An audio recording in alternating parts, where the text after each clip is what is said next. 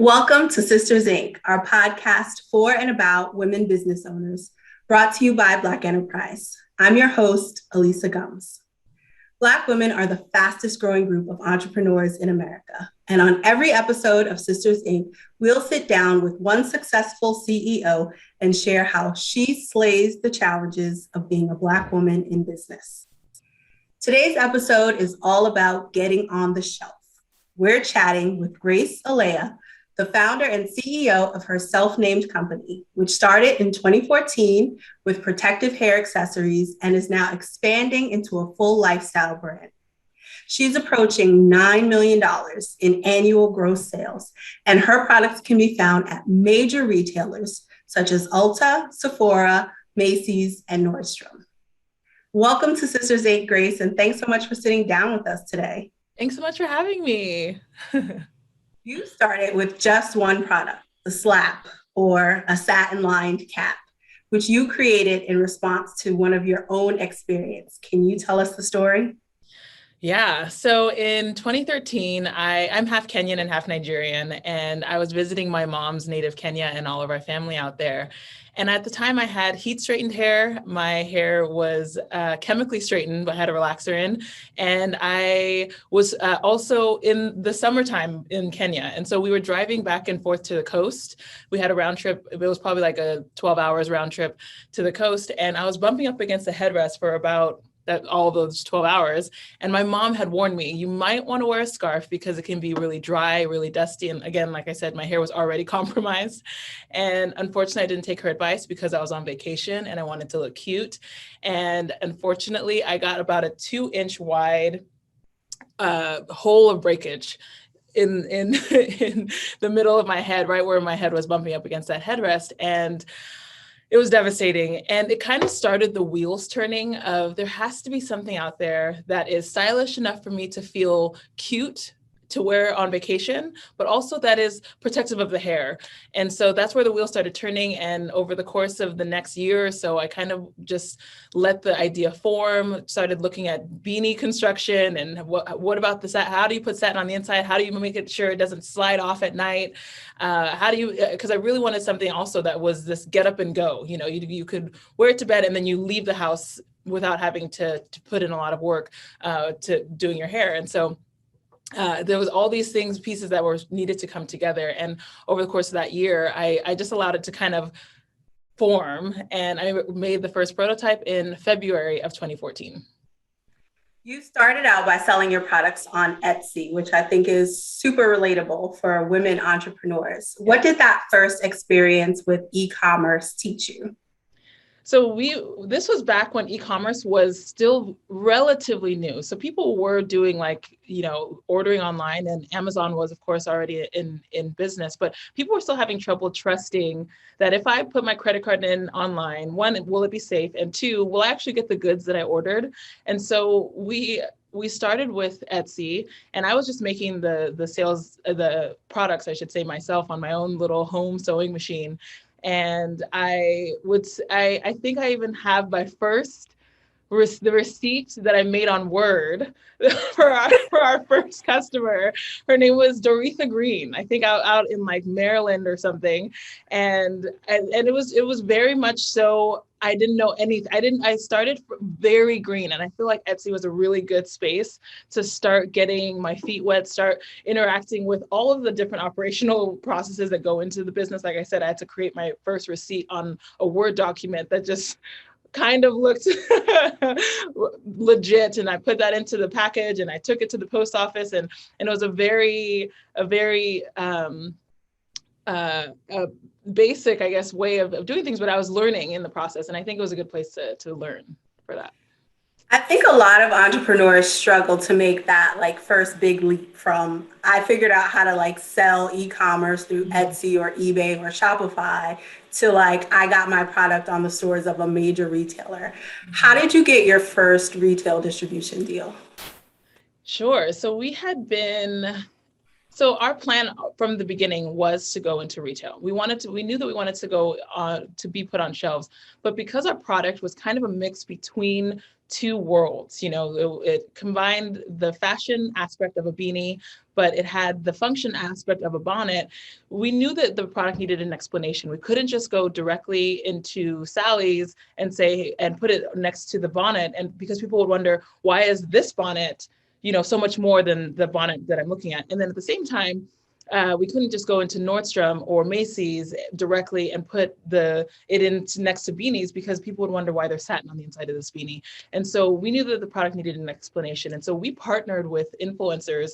And at the time in 2014, they weren't called influencers. We just called them YouTubers with a high following. We didn't have any sort of, they weren't named yet. But we partnered with influencers throughout 2015 to give that explanation, to help people to understand that this was a product that combined the fashion, those two things, fashion and function. We always say if the beanie and the bonnet had a baby, it would be the flap. And so once we kind of started getting traction, we started getting more name recognition, and we started seeing that people were understanding it even without needing the explanation, because it really did need that explanation. It started to become time. So we actually talked with a few different consultants and a few different people who could give us some good tips on how to get into retail stores effectively. So our first partner was actually JCPenney, and we the way I think that happened, they might have reached out to us, actually. Their salon team reached out to us. And again, it came from the name recognition that we already had. We already had created traction. And so we created a product that people that retail stores could know had demand, right? So I think that's one big thing that you want to make sure you're partnering with stores first that are within, where are in the pool that your customers are swimming in, right? That's first. And then, so they knew that we had demand. They reached out to us, and we were able to partner. I'm so glad that we had that partnership first, because they were very patient with us, because retail is really, it's no joke. There's a lot of processes. There's a lot of bureaucracy. There's a lot of different aspects of it that you don't expect. You think that, oh my goodness, I get my product on the shelf and I just sit back and watch the cash roll in. That is not what retail is. It should really meet your strategic objectives. So if you're looking to grow name recognition, if you're looking, because what you're doing when you go into retail is you're partnering with another organization and sacrificing margin, a lot of margin, so that you can reach more people, right? So the same people that might walk by your product on JCPenney's shelf, or sit in the salon where your product is on the shelf right over, in the corner. Those same people might not actually come across your website at any point in time, but they're going to go to JCPenney either way, and might walk by and be like, oh, this is a cool product. And so you're wanting to reach more people. If your goal is to reach more people with your product, retail could be the solution for you, but you have to know that there's a lot that goes into going into retail, speaking from experience. You mentioned that before you got started, you spoke with a number of consultants. Does anything stick out in your mind about what they told you back then about, the process of getting into retail for the first time?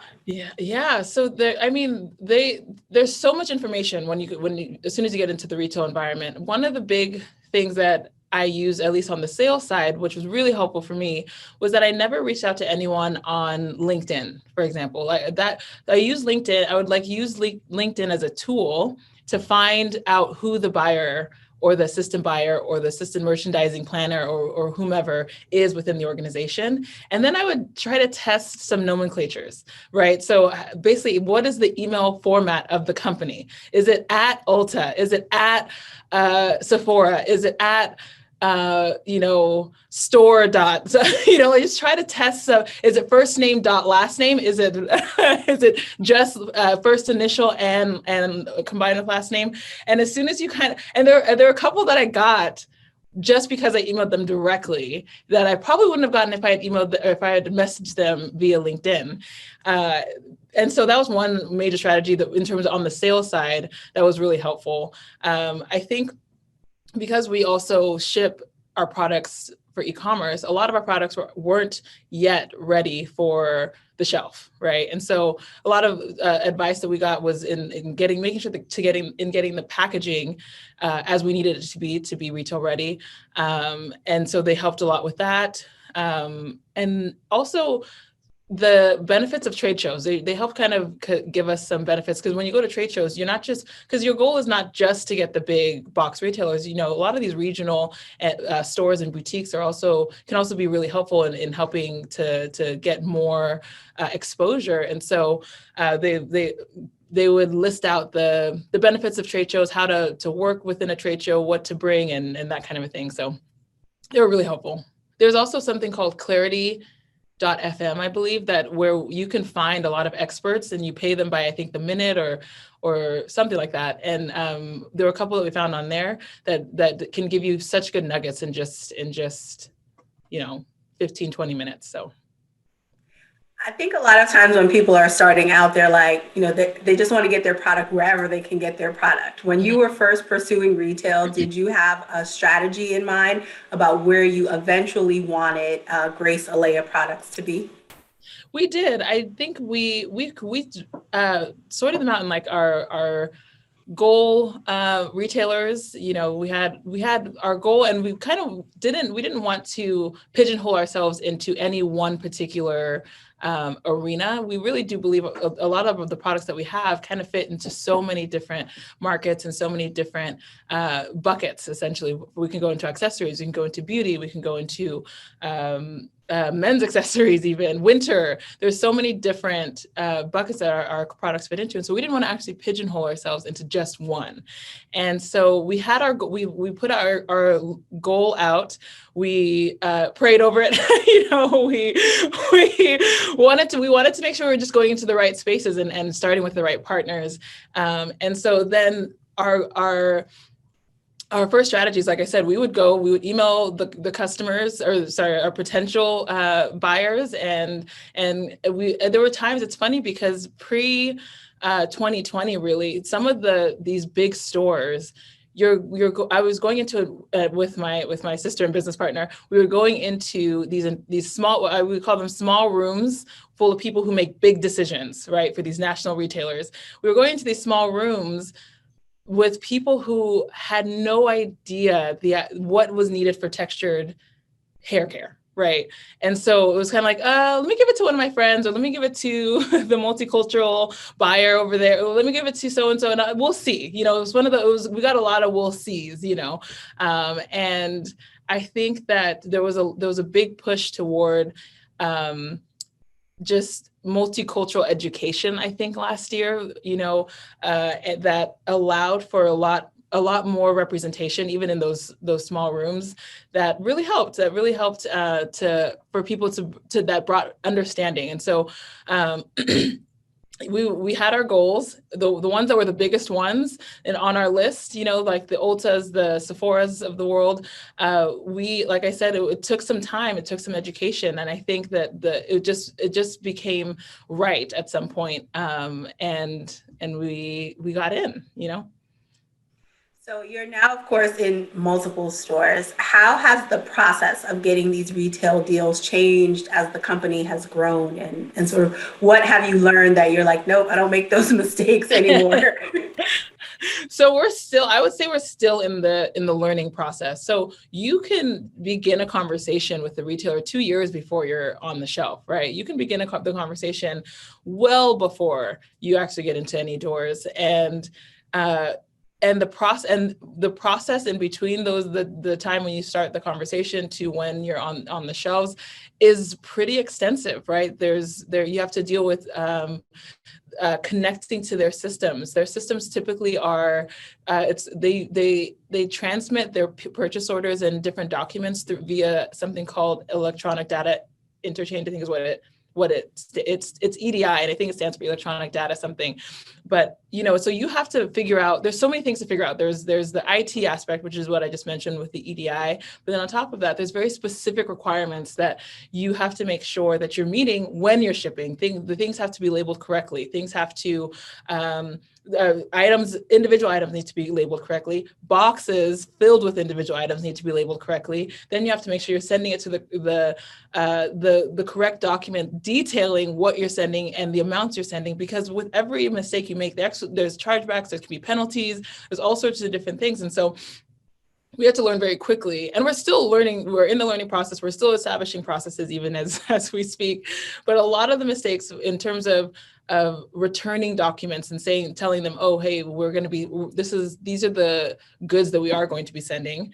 We're not making those anymore. We're making sure, because again, we were doing fully e-commerce. We were a family business for so long before we started hiring employees. And so things weren't labeled as they should have been labeled, or products we weren't as tight within our own systems, making sure that things were labeled, that we had to kind of do a revamp to make sure that everything was what worked together and symbiotically. So we're still learning, but I think that that once you get into it, you start seeing, oh wait, there's a lot more to this than meets the eye.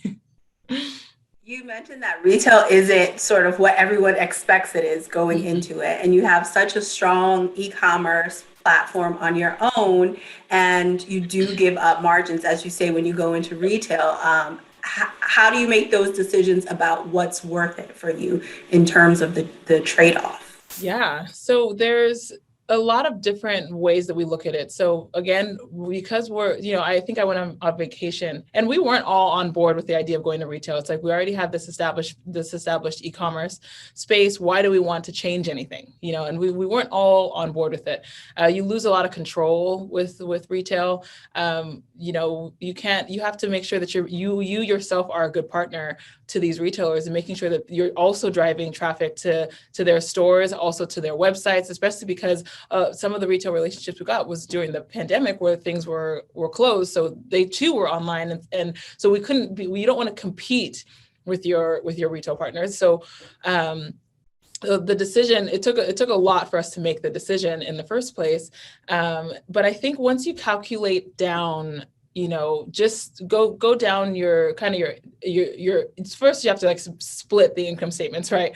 Between your e-commerce and your wholesale. And it doesn't have to be that you do that permanently. I just mean in terms of, you can't look at it the same, right? So when you're sending an order to one customer, you're sending, maybe 2-3 products in a bag, and you might be sending them to 1,000 different people in a given day, spending $2-3 on shipping for every single order that goes out, right? Or more. And with regards to retail, you might be sending 1,000 units or 2,000 units in one shot. So you already have taken out the shipping expense, right? Or you reduced significantly, I should say, the shipping expense.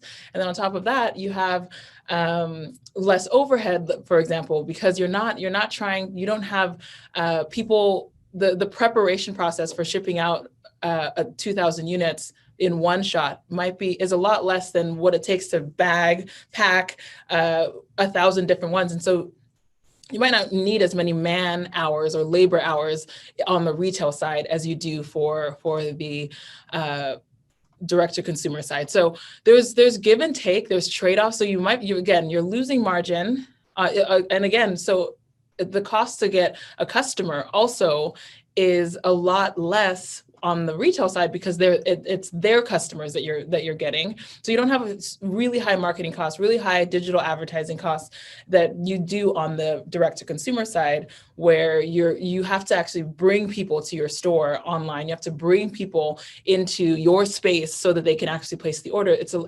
you lose that marketing costs that it costs to acquire the customer when you go retail, but you also lose the margin. So there's always that give and take and the trade-off. It's all about how to make both or either one efficient.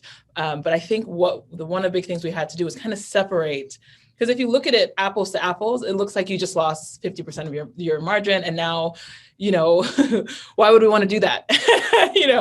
But if you look at it as two separate, still fruit, but two separate apples and oranges, it's a little different. We have different costs that are associated with it on the retail side than we do on the direct to consumer side. And so sometimes, in some instances, we've even seen that it can be more profitable on the retail side than the direct to consumer, just because of the little things that you don't even realize on the e-commerce side. So it's a give and take, I would say. So for your own e-commerce, your website has a customer base of 500,000, which is Mhm. so impressive. Has cultivating your own customers to that degree changed the conversation that you have with potential retailers? Definitely. I think that when you can come to the table and you can and it's kind of and it becomes an easier conversation, right? It's that idea of not being desperate, so it's like, please, we're not coming in like, please just put my, if I can just have one more cup of gruel, then maybe we can make it out of this horrible situation. If you're not coming with that, when you're not coming with that sort of air, it is much more attractive, right? So we come in and we say, we can partner in our marketing efforts. We can by telling our 500,000 customers that we're now in your stores. We can drive the traffic to your website. We can post it on our social media where we have over 100,000 followers. We now have a little bit of leverage, I guess is the word to use there. To use when negotiating and when talking through the different deals, and we become a lot more attractive in that. So now that you've had a few years under your belt and have had a lot of success with retail, what is your best advice for other women entrepreneurs with a product to sell about how they should view or approach retail as part of their overall business? I would say that, so I'm always like, just do it type of person, just start somewhere. Like I said, one big thing, I love the time that we're in right now, because there was at one point, access was something that was really not in our favor, especially as a woman of color. What I said earlier, access to small rooms of people who make big decisions for national brands, for these big retail companies. And so right now we're in a time where you can go directly to the consumer. You can actually first test your product in the hands of directly into the hands of the consumer. We can talk to them by partnering with influencers, or we can talk to them directly. We can use Facebook advertising. You can actually test your market and find out. We actually, a lot of the stores that were on our wish list came from our customers who answered questions of where they would want to see this product. And so I encourage women or entrepreneurs, men and women entrepreneurs, to test your product, test the market. First, put it out there. Get the feedback that you need before approaching these retailers. And again, if the more you see that demand is growing, the more leverage that you have when you walk into these rooms. I mentioned in the intro that you're expanding into a full lifestyle brand. What exactly does that mean? And what were the decisions behind what new products you would make, and when was the right time to make them? Yeah, so we are expanding into a full lifestyle business, which is exciting. Our goal is to create products that make confidence look effortless. That's kind of at the core of all of our product development, of all of the things that we want to do. And so that's kind of where things started. So because there's so many things that we put our heads against and we put our heads on that could cause issues if it's not something that's, if it's something that is moisture absorbing or causes friction. And, there's so many avenues we could go. So we started with, pillowcases, but moving into, we even have a throw pillowcase right now that's a design on one side, but then on the other side is satin, so that you can, when you're watching TV, you just turn it around and you can lay your head down and not worry about your hair being compromised as a result of it. And you don't have to go upstairs and get your slap, right? And so that's a very easy transition into kind of home and home goods, right? And so other arenas that we're looking into is things like hair care, and I love the idea of helping people to create their look. Like, I love that, like, my tiny little curls can be completely defined, right? And how can you make that an easier process, for people? And so getting into hair care and different aspects of hair care, and we just created a new robe that we're really excited about. That robe is gorgeous, by the way. I was on your website looking at it yesterday. Thank you. And so just creating, again, it's this idea of creating products where you could wear that, you can, if you wanted to wear it out, you could potentially wear it out. But at the same time, it's this beautiful thing that you can still feel beautiful within the home and feel comfortable within the home. So this idea of creating the fashion and the function, creating staples that you can wear and lounge with at home, but also wear out. So just things like that we're excited about launching in the next couple of years. Making confidence effortless. Making confidence look effortless. Exactly. I love that. Well, thank you so much, Grace, for sharing your small business success story with us. Thank you. Everyone out there, please take a look at the company website, graceeleyae.com, and that's Grace, Eleyae. You can also follow them on social media at Grace Eleyae. Check out blackenterprise.com's podcast channel for Sisters Inc. and other podcasts from Black Enterprise writers, editors, and experts. Be sure to subscribe to Sisters Inc. on Apple Podcasts, Spotify, SoundCloud, or YouTube. And if you like what you hear, show some love by leaving us a 5-star review or put a sister on by spreading the word. This is Elisa Gums with Sisters Inc. for Black Enterprise. Thank you for listening.